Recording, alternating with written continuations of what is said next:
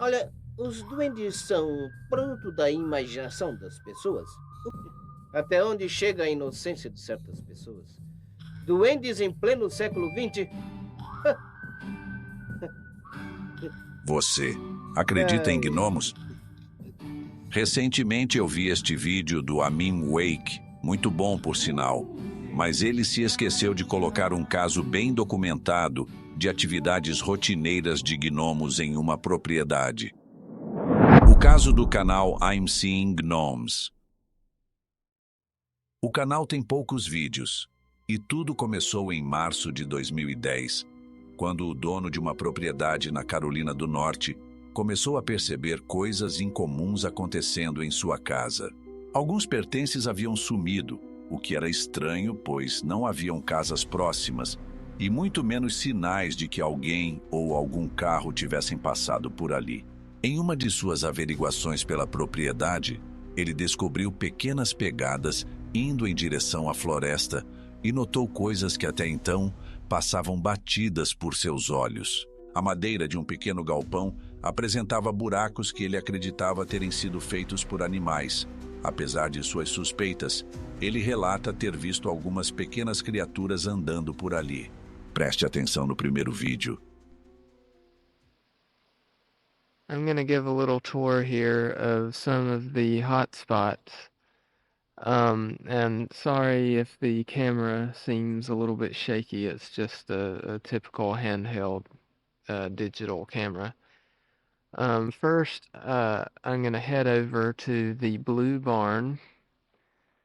And this barn has been a location on numerous occasions that I have seen what appear to be biped-like entities going under the lattice, and you can see there that there is a gap in the wood, and you can also notice Você viu?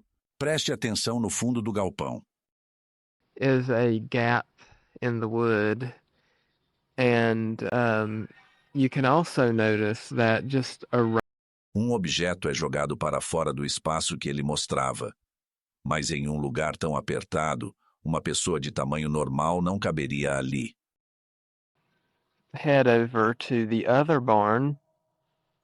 Now this barn is the metal barn. You can see I'm going to show you this other hole in the lattice, and this also has been an area on different times that I have seen what appear to be like biped things going into this hole and not coming out, and it's definitely not a squirrel. It's not a bird. I know the animals around here. I've spent a lot of time in the woods, and whatever these are, they are not just the typical yard animal. And it really is pretty bizarre, to say the least. And now I'm going to pan around. I'm going to walk a little ways.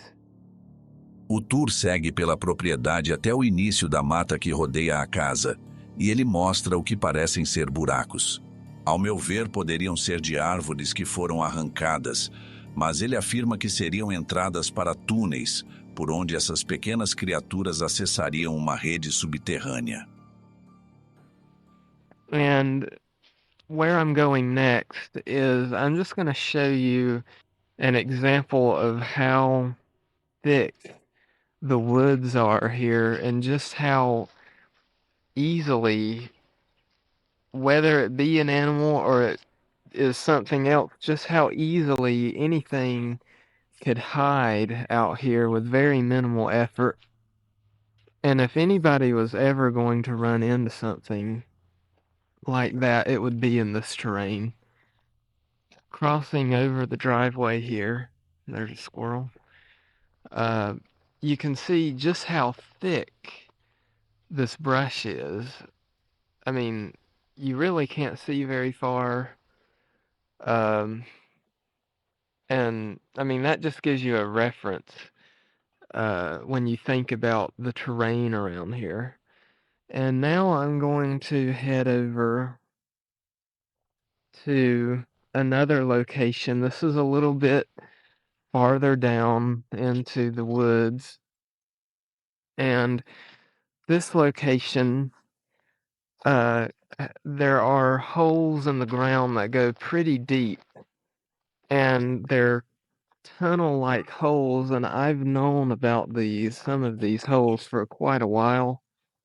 But I'm just now starting to connect that with the possible activity that has been going on around the house and around here lately. Things being misplaced. I was even, it sounds funny, but I was in the shower and something actually was flushing the toilets and making the water hot, and that has been on more than one occasion. What you're looking at right now is a deep crater in the ground. This one is under a fallen tree, and it goes pretty far down. And this is not the only one. There are many craters in this forest that are about the same, and I haven't actually seen anything yet near these holes, but I just suspect that these would be conducive to some type of activity. And of course, as always, whenever something odd happens, I try to document it. It's usually by photo because I'm documenting it after the fact, after it happened. But my goal, of course, would be to get something on video. I don't think that's going to happen. But there are many other craters like this around, and some of them are just ahead, but that is pretty thick stuff, and it would be a lot of trouble to go walking through that right now. So I'm just showing you this as an example that you can imagine the other ones out here to be about the same as this. And I've actually thought about setting up a motion sensor camera at night out here and to maybe gather some more evidence or something.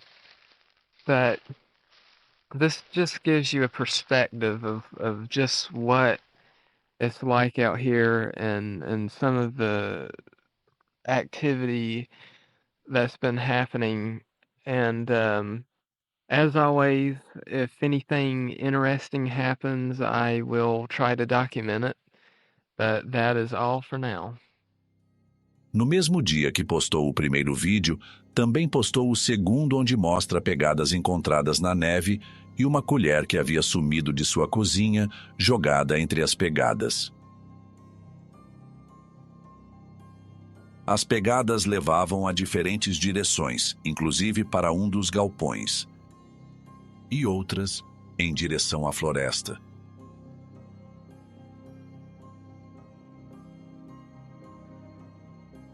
Pela disposição das pegadas, aparentemente eles estavam saindo da base da escada da porta dos fundos.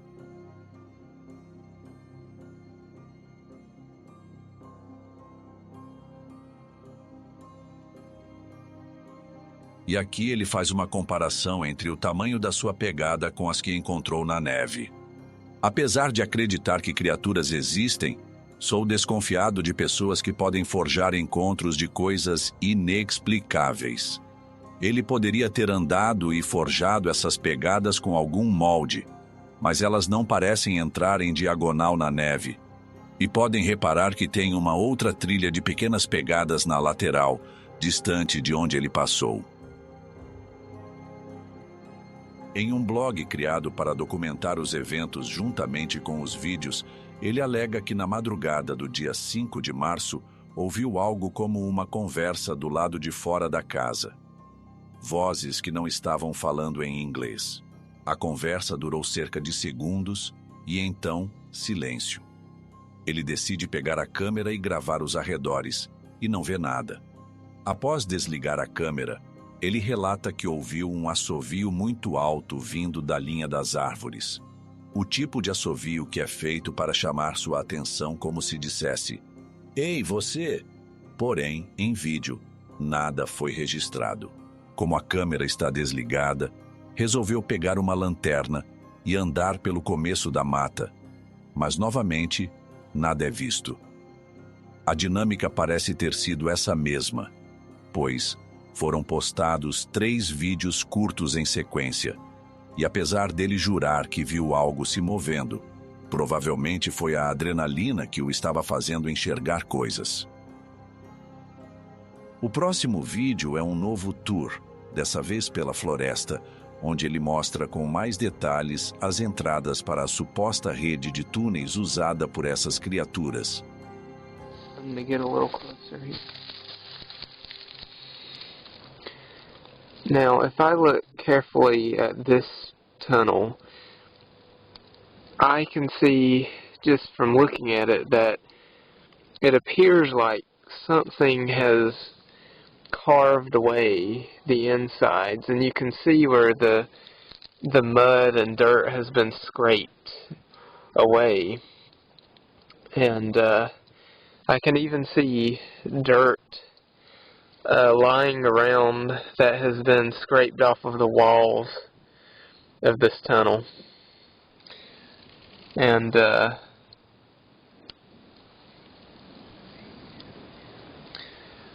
that's about as far down as I can go without laying face first in the dirt. There's a few more just up ahead, although it's getting thicker the deeper I go.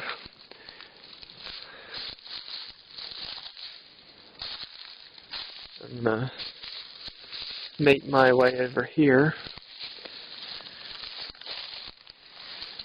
And these tunnels are not the only ones. They are the ones that I know about. Although I am sure that it's only a fraction of the total number of tunnels that are actually out here that I don't know about.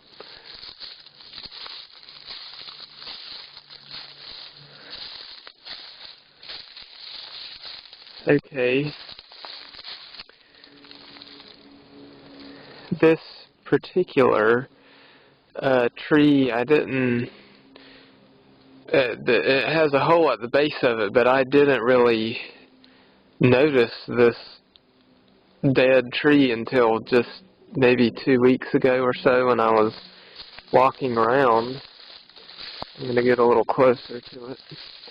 But it's got a hole at the base of it. And, I mean, as you can see, there's tons of fallen wood, lots of logs crisscrossed, and stuff laying around, lots of cover, just in general.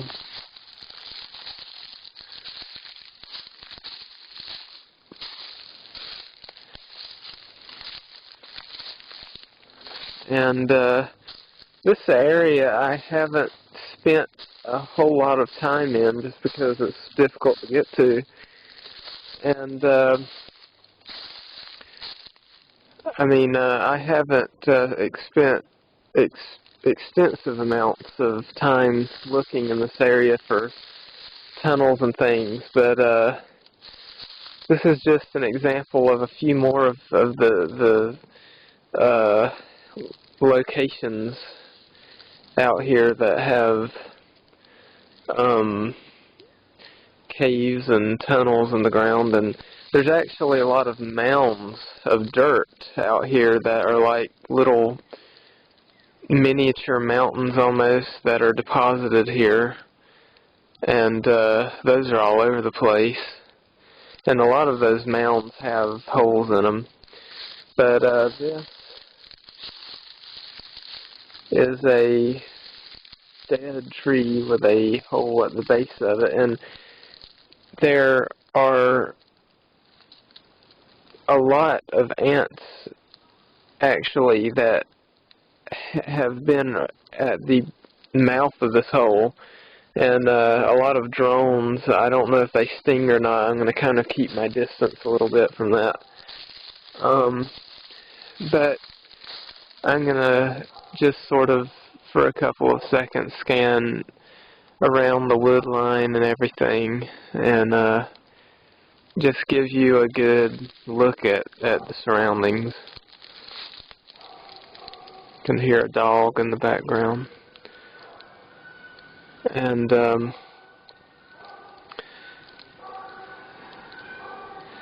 like I said, if this was any later in the year, I would be fighting off the ticks.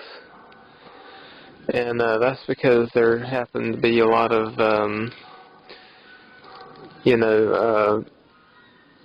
a lot of food for the ticks to latch onto.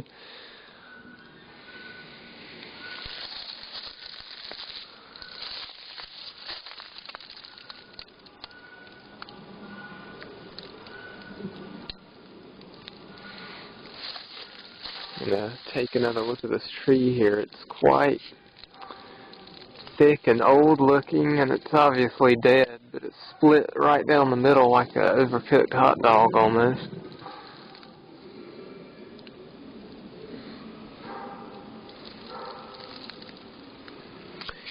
But this is just another few of those dark ground tunnels that I've talked about, and that by no means is all of them. I'm absolutely sure that there's many more that I am not even aware of out here that I haven't been able to explore yet.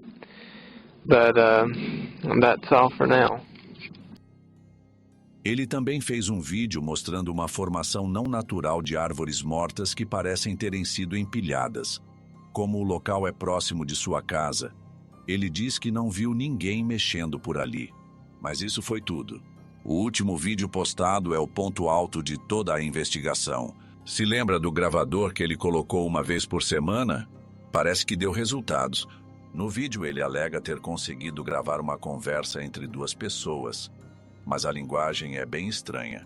Vou aumentar o áudio e tentar limpar um pouco.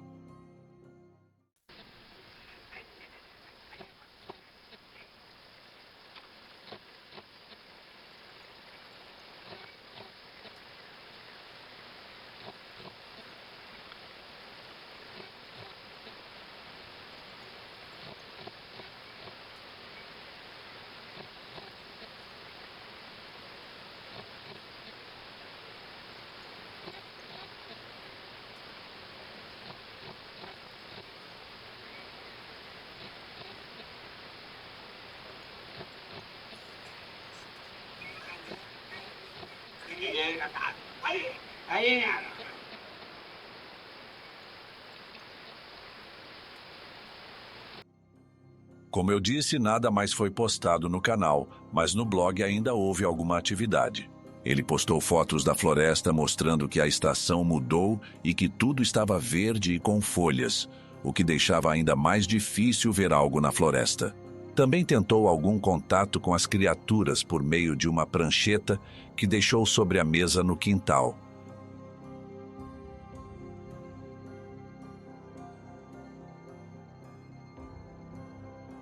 Mas no outro dia, a prancheta havia sumido. Ryan nunca postou mais nada e o mistério continua até hoje. O que você acha? Ele realmente conseguiu capturar algo, ou essa seria uma das primeiras creepypastas da internet?